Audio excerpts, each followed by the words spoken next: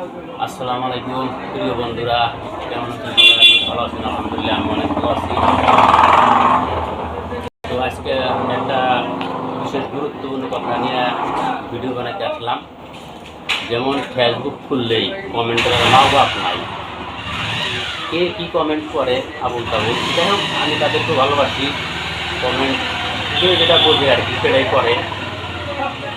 তো এক বন্ধুর কন্যা সন্তান জন্মেছে, সে পোস্ট করছে আল্লাহ মুখ একটা কন্যা সন্তান দিতে। তো আলহামদুলিল্লাহ, আমরাও সেই বিষয়ে আলহামদুলিল্লাহ একমত, খুশি। মেয়ে সন্তান শান্তির প্রতীক। আর এক বন্ধু কমেন্ট করছে, দেখেন, যেটা যে একটা জান্নাত খরিদ করলেন। তো এটা আমি আর তীব্র বিরোধ করি। কেন করি? আপনার আচরিত হয়ে যাবেন, জান্নাতের বিরোধ করে।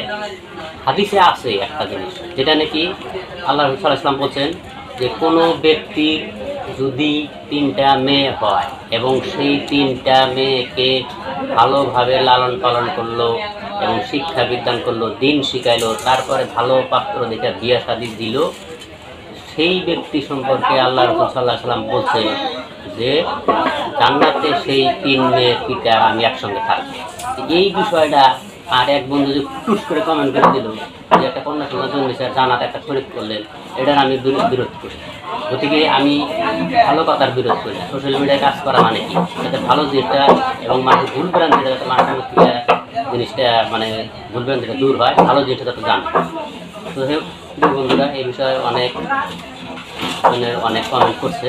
আমি যাদের ভালো কমেন্ট গ্রহণ করি, আর যেগুলো আমি তেমন কমেন্ট করে তাদের জন্য আমি দোয়া করি, তারা ভালো ভালো যে চিন্তা ভাবনা করে কমেন্ট করে।